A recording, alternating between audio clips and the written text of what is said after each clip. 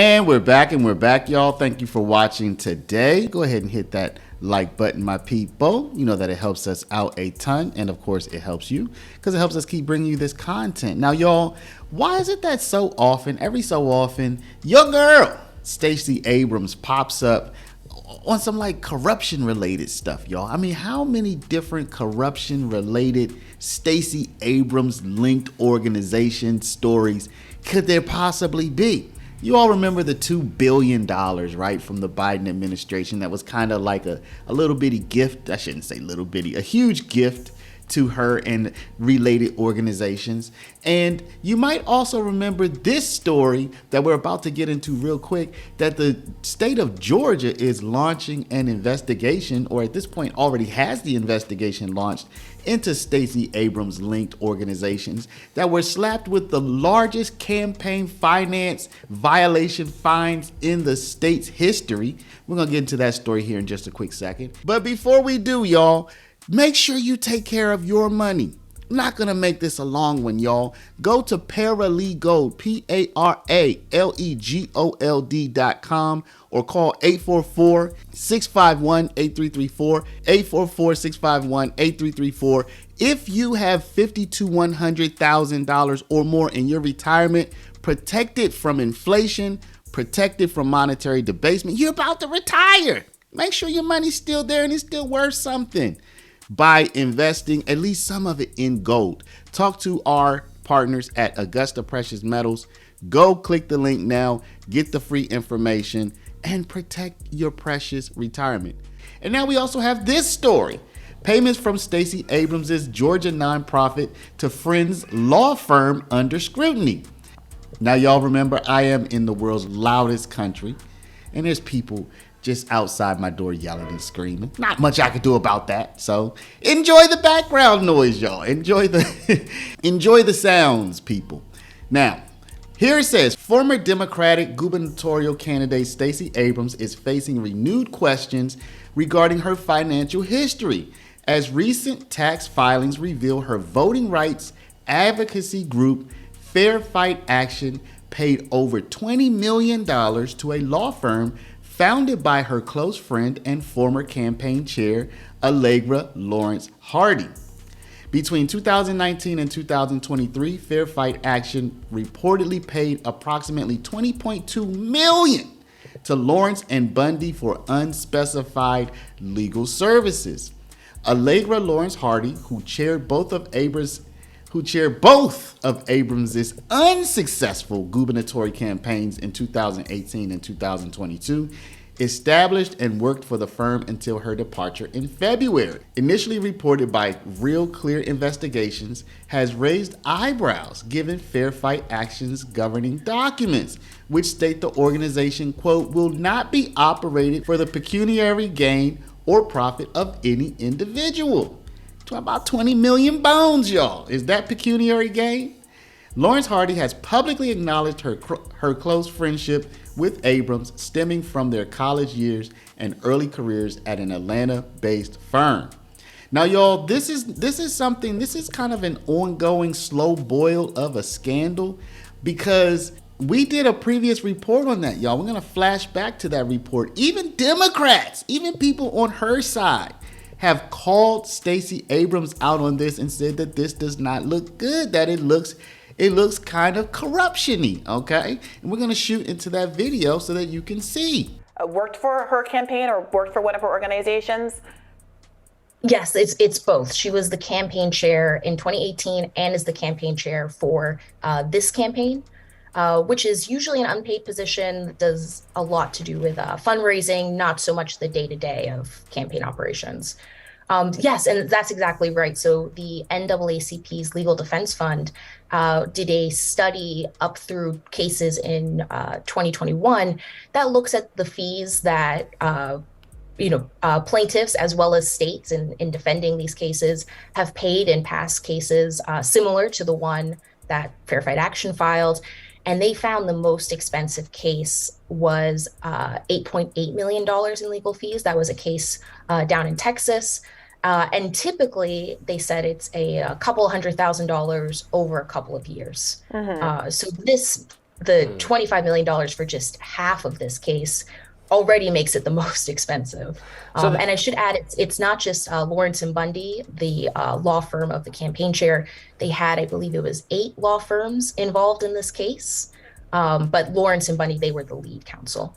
Yeah, so the implication here then is that this is something maybe not as egregious, but along the lines of, right, the Black Lives Matter fundraising not being put to any good use and kind of just, being used for kickbacks or personal enrichment, maybe, again, not on the level of buying properties, which is what happened with the Black Lives Matter organization.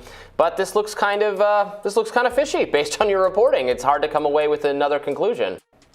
Yeah, I remain open-minded that there could be a perfectly logical or innocent explanation for why this case was so expensive, why they chose this attorney as opposed to, any other. I've asked, and maybe there will be a public answer. Maybe there will be some more explanation given on Fair Fight's side. I think what is important to think about here is what Kathleen Clark, she's a legal and ethics professor, said in the story.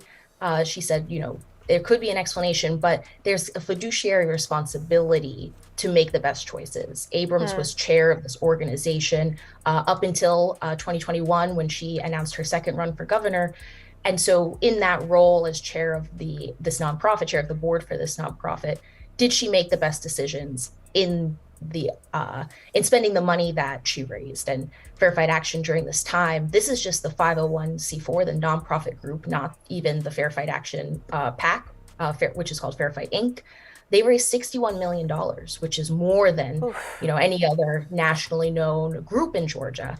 And I found out through interviews with the now former organizing director at the group, she left earlier this year, that Fair Fight Action did not do any direct voter contact in the 2020 election cycle. They were, not alone in that during the pandemic. A lot of groups that normally do direct voter work didn't.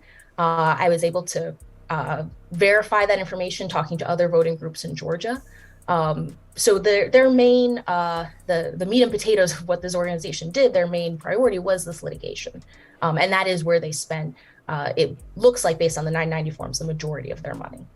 Sounds like we should get Stacey Abrams on another magazine cover. Yeah, look, I'm not going to ask you about this, Brittany. I don't want you to attest to this, but I have observed in interviews with on-the-ground grassroots organizers in Georgia, I detect a sliver of resentment, I gotta say, when I hear them talking about how underpaid and undersupported on-the-ground staffers are, as we as a nation witness the enormous fundraising gains and attention that has been paid to Stacey Abrams in particular as a kind of hero of voting rights and electoral victory in a state, despite her own failures to win in any of her own races. And I appreciate you for bringing this story to us today, because we're definitely going to have to continue following this and see if what looks like the worst case scenario is in fact the worst case scenario. There's a real injustice to people who are really working hard on the ground. And also remember, as I said earlier in this video, Stacey Abrams is currently under investigation by her own state for other organizations that she's linked to, that she founded, that she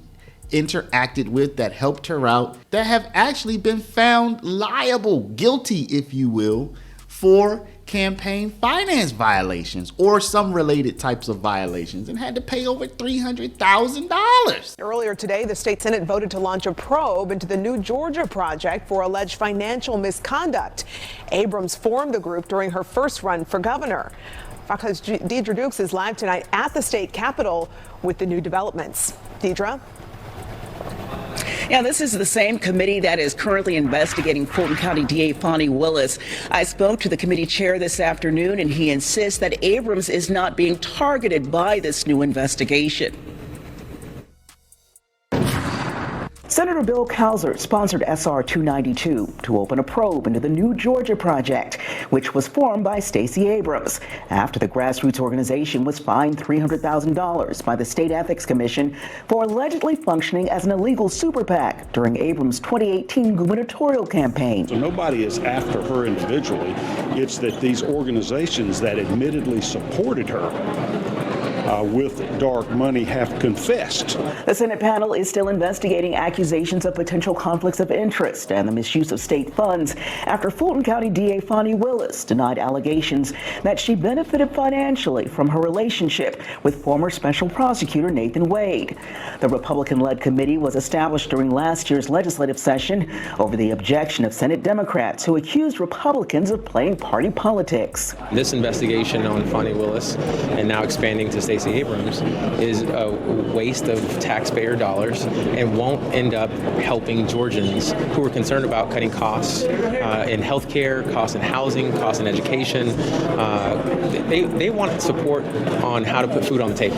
Willis came under fire for having a romantic relationship with Wade after she hired him to lead the 2020 Trump election interference case. Calvert insists Abrams is not the focus of the probe into the voting rights group. She just happens to be the name on this organization, but this is not in any way limited to her, and it's not directed to prosecute her or to in any way attack her individually at all. Now, we received a written statement from Stacey Abrams late this afternoon stating, quote, Georgia Republicans are so terrified of the power of the people, they are lashing out with unfounded attacks and baseless investigations that waste taxpayer dollars. Republicans simply don't like that we're bringing more Georgians into the political process and that we are delivering. Now that this vote has passed, we don't know yet when we will expect to see the first meeting on this new probe. That's the latest here at the state capitol. Deidre Dukes, Fox 5 News. Well, we're certainly learning a lot about this. Deidre, thanks for the latest. So y'all, I don't know what to say. I don't know what to think. I just don't. I don't know. I want to know what y'all think. Y'all, is it as corrupt as it seems, or are people just targeting Stacey Abrams not only from the Republican side but also from her own side? Or is she just unlucky? Is it just that if she starts an organization, that at some point somebody is just going to do something corrupt with it, and nothing to do with Stacey Abrams, just somebody else who's going to take over her founded organization? They're just like, yo, let's run some corruption through this thing. Let me know down in the comments, y'all, because I am confused. But before you do, y'all, please stop, hit the share button, share this video out over email, text message, WhatsApp, Facebook, Snapchat, Instagram, all your favorite social mediums. And of course, if you're not a subscriber, please do subscribe. Y'all, today I'm releasing this on a Saturday. You might be watching this on Sunday, it might be Tuesday. Who knows? It might even be like a Thursday. But whatever day it is, are you concerned with your retirement today? I hope you should be. Right? You should be maybe not concerned, but you should be cognizant of it, right? Well, if you are, go to Paralegold, PARALEGOLD.com, and look at our free report, y'all, on how gold can help you protect your retirement. Haven't you seen the stock market going up and down and roundy round? Haven't you seen Tesla falling 15% in a single day just the other day? Don't you remember just 2 months ago when the stock market literally tanked 20% over just a week or so? And gold was up. Go get the report, y'all. Talk to my people at Augusta Precious Metals. You can also call them at 844-651-8334. I don't care if you're watching this at midnight. Give them a call, leave a message. They'll call you back. I want to thank y'all for watching. Love y'all. We'll see you back in the next one.